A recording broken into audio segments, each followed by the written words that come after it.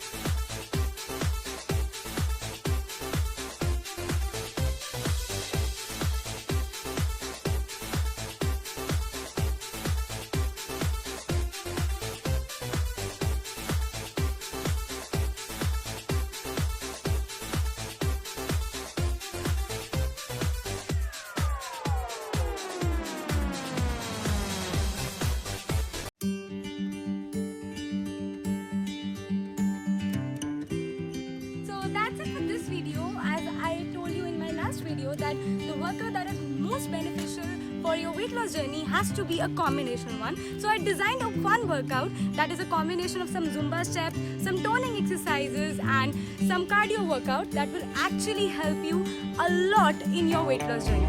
So yeah, follow this workout plan for the next 6 days and I will be up with a new workout plan on Monday. See you soon. Don't forget to like this video and subscribe to my channel. Hit the notification bell so that you get notified whenever I upload a video. Bye bye. Stay fit, stay happy. Bye.